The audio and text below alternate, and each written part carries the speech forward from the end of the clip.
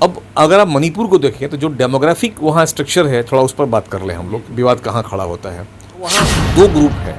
एक ग्रुप है मैथई जाति की, जो इम्फाल के घाटी के आसपास रहा करते हैं, और दूसरी जाति है नागाज और कुकीज़ का। प्रधानमंत्री को डायरेक्टली इन्वॉल्व होना चाहिए था, क्योंकि सरकार उनकी है, केंद्र में भी और राज्य में भी, और लॉ एंड ऑर्डर वहाँ कंट्रोल होता अगर सरकार समय। महिला को आप देख ले रहे हैं कि बड़ी सुंदर है, वो मन में आ गया, और अगर वो महिला ये जान जाए कि ये आदमी गलत नियासम को देख रहा है तो आप अंदर हो सकते हैं। जो वहाँ मुख्यमंत्री हैं वो भी अपने को अंडरग्राउंड कर लिए। अब उनका बयान आ रहा है मीडिया में कि ऐसी वारदात तो हमारे यहाँ डेली होते रहता है। ऐसी दो लड़कियाँ घर से भागी जिनको ये पकड़ लेते हैं, और पकड़ने के बाद उनका कपड़ा वपड़ा फाड़ देते हैं। धान का खेत वहाँ पर है, वहाँ इनको पटक दिया जाता है।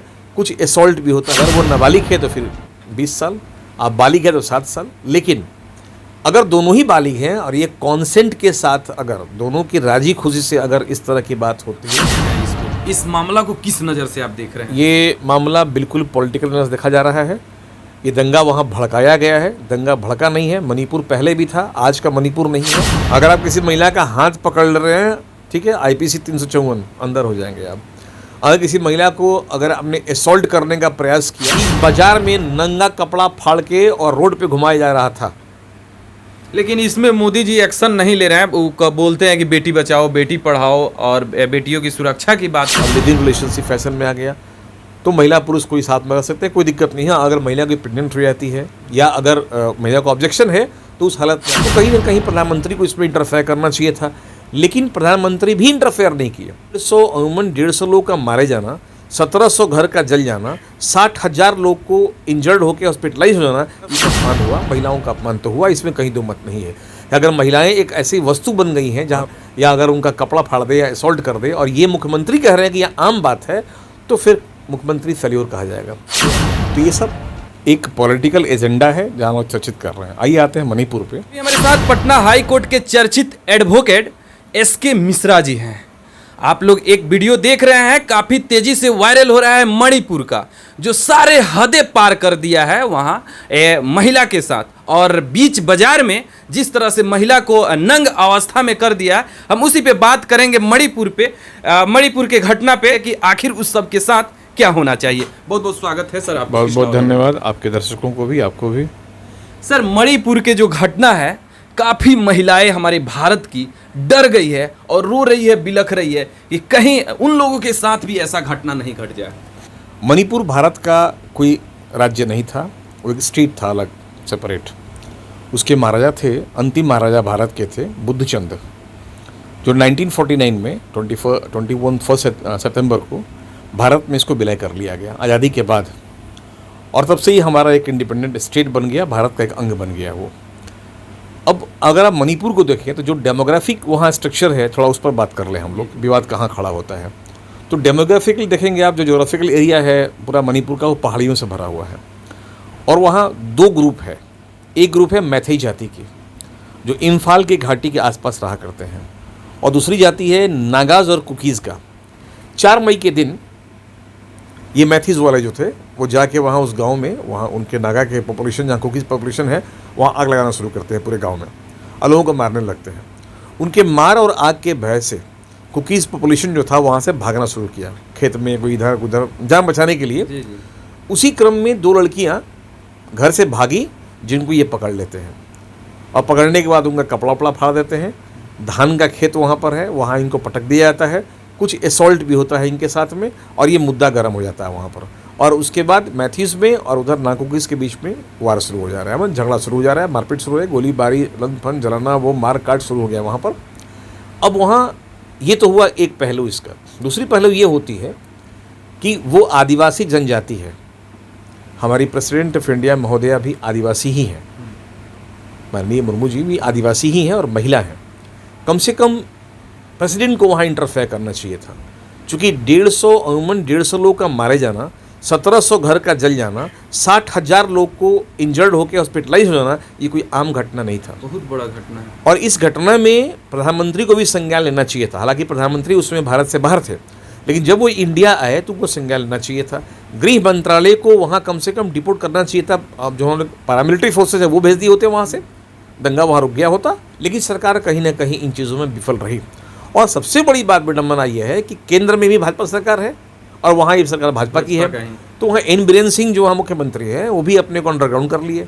अब उनका बयान आ रहा है मीडिया में कि ऐसी वारदात तो हमारे यहाँ डेली होते रहता है, करने की कपड़ा फाड़ने का तो हमारे यहाँ आम बात है, होता रहता है, शर्म की बात है। तो इस पे ये बयान जो है वो शर्मनाक है एक मुख्यमंत्री के लिए खासकर, जो उन्होंने डिलीवर किया। और इससे कहीं ना कहीं पूरे भारत का अपमान, भारत में अपमान हुआ, महिलाओं का अपमान तो हुआ, इसमें कहीं दो मत नहीं है। अगर महिलाएं एक ऐसी वस्तु बन गई है वहाँ, या अगर उनका कपड़ा फाड़ दे या असॉल्ट कर दे और ये मुख्यमंत्री कह रहे हैं कि यह आम बात है, तो फिर मुख्यमंत्री फेल्योर कहा जाएगा कि वो राज्य में जो हम लोग का सिस्टम है, प्रशासन वहाँ फेल्योर हो चुकी है।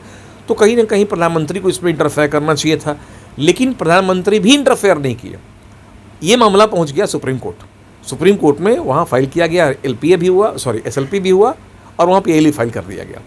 इसके जवाब में सुप्रीम कोर्ट में माननीय मुख्य न्यायाधीश साहब ने, सीजेआई साहब ने, चंद्रचूड़ साहब ने खुद स्वतः अपना ये कमेंट डिलीवर किया कि अगर प्रधानमंत्री इसमें इंटरफेयर नहीं करते हैं तो फिर हमको इंटरफेयर करना पड़ेगा, सुप्रीम कोर्ट को इंटरफेयर करना पड़ेगा। ये एक शर्मनाक बात थी कि प्रशासन को रहते हुए, प्रधानमंत्री के होते हुए न्यायपालिका वहाँ अगर इंटरफेयर किसी मसले में किसी राज्य में करती है तो ये उस राज्य के लिए बहुत शर्मनाक बात थी। तो कुल प्रकरण नहीं चला रहा अभी तक वहाँ, आज लगभग 78 दिन हो गया घटना का, 4 मई को ये घटना घटी थी और तब से अभी तक ये चला आ रहा है, लेकिन सरकार अब तक चेती नहीं है और ये कमोबेश वहाँ अभी तक घटना निरंतर चला जा रहा है। लोग डर के साये में जी रहे हैं।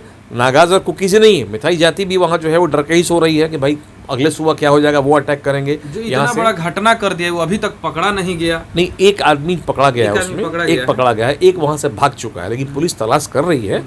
ऐसा नहीं कि वहाँ जो पुलिस से बैठी हुई है, जो प्रशासन बैठा हुआ है, लेकिन कहीं ना कहीं डर सबों के मन में है, क्योंकि वो पुलिस वाले भी इधर नागाज हैं, कुकीज़ हैं या मिथाईस हैं, वो भी, तो उनको भी डर है कि हम उस इलाके में जाएंगे तो मेरा भी कुछ ऐसा हो सकता है। लेकिन इसमें प्रधानमंत्री को डायरेक्टली इन्वॉल्व होना चाहिए था, क्योंकि सरकार उनकी है, केंद्र में भी और राज्य में भी, और लॉ एंड ऑर्डर वहाँ कंट्रोल होता। अगर सरकार समय पर चेत गई होती तो इतने लोग नहीं मारे जाते। अच्छा, अभी जिस तरह से महिलाएं डर गई है, भारत की हर राज्य की महिलाएं डर गई है, क्या सेक्शन लग सकता है उनके साथ, कौन कौन सा उन पे एक्ट लग सकता है? एक बात समझ लीजिए, इस तरह का घटना किया है।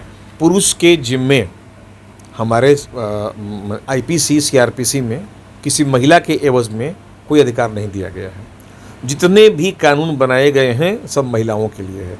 महिला उत्थान संस्था, महिला हेल्पलाइन, महिला शोषित, महिला वो, महिला आयोग, महिला पुलिस, महिला हेल्प, बहुत सारा बन गया। पुरुष को कोई आयोग नहीं है, कोई पुरुष हेल्पलाइन नहीं है जहाँ पुरुष बेचारे अपने दर्द कह सकते हैं। तो अगर किसी महिला को आप देख ले रहे हैं कि बड़ी सुंदर है, वो मन में आ गया, और अगर वो महिला ये जान जाए कि ये आदमी गलत यहाँ से हमको देख रहा है, तो आप अंदर हो सकते हैं। अगर आप किसी महिला का हाथ पकड़ रहे हैं, ठीक है, आईपीसी 354 अंदर हो जाएंगे आप। अगर किसी महिला को अगर आपने असॉल्ट करने का प्रयास किया, मैंने ऐसा नहीं कि आपने इंटरकोर्स किया, बलात्कार का प्रयास भी किया, दफ़ा 376 में अंदर हो जाएंगे आप। तो अगर वो नाबालिग है तो फिर 20 साल, आप बालिग है तो 7 साल। लेकिन अगर दोनों ही बालिग हैं और ये कॉन्सेंट के साथ, अगर दोनों की राजी खुशी से अगर इस तरह की बात होती है तो कोई सेक्शन नहीं है। हम चूँकि हम लोग के यहाँ हमारे सुप्रीम कोर्ट ने सेक्शन 497 को, एडल्ट्री को, अभी कह दिया अनकॉन्स्टिट्यूशनल और लिविंग रिलेशनशिप फैशन में आ गया। तो महिला पुरुष कोई साथ में रह सकते हैं, कोई दिक्कत नहीं है। अगर महिला कोई प्रेग्नेंट हो जाती है या अगर महिला को ऑब्जेक्शन है तो उस हालत में आपको जेल जाना पड़ सकता है। तो इस मामला को किस नज़र से आप देख रहे हैं? ये मामला बिल्कुल पॉलिटिकल नज़र देखा जा रहा है। ये दंगा वहाँ भड़काया गया है, दंगा भड़का नहीं है। मणिपुर पहले भी था, आज का मणिपुर नहीं है और आज भी मणिपुर है। ये पॉलिटिकल सिनेरियो बन रही है पूरे भारतवर्ष में, और पूरे भारतवर्ष में कमोबेश देखेंगे हर जगह आजकल युद्ध चल रहा है, युद्ध शुरू हो चुका है। जब तक यूनिफॉर्म सिविल कोड यहाँ नहीं आएगा तब तक हम लोग ऐसा नहीं 24 के चुनाव है तो इस तरह का मामला निकल के आ रहा है, हर राज्य में निकल रहा है। एक चीज़ बताइए, जो महिलाएं आज डरी हुई हैं, जब कश्मीर जल रहा था उससे वो महिलाएं डरी हुई नहीं थी। यहाँ विभत्स हालत, वहाँ 3 लाख लोग विस्थापित हुए वहाँ से। घर में घुस के जो पाकिस्तान के लोग थे या जो टेररिस्ट लोग थे, खुलेआम बाजार में नंगा कपड़ा फाड़ के और रोड पे घुमाया जा रहा था। लेकिन इसमें मोदी जी एक्शन नहीं ले रहे हैं। वो बोलते हैं कि बेटी बचाओ बेटी पढ़ाओ और बेटियों की सुरक्षा की बात करते हैं, और इसमें उनका बयान नहीं आता है, तो कहीं ना कहीं इस पे सवाल तो खड़ा होता है। कोई पॉलिटिकल हम स्टेटमेंट नहीं दे पाएंगे किसी राज्य सरकार के बारे में या किसी के बारे में भी। हाँ, लेकिन तब है कि राज्य की सुरक्षा उनके सरकार के हाथ में होती है, वो सुरक्षा नहीं दे पाए वो कामयाब नहीं है। चलिए, हमारे साथ पटना हाई कोर्ट के एडवोकेट SK मिश्रा जी हैं और इस वीडियो से आप लोग कितना सहमत हैं एक बार कमेंट करके ज़रूर बताइएगा। जय हिंद।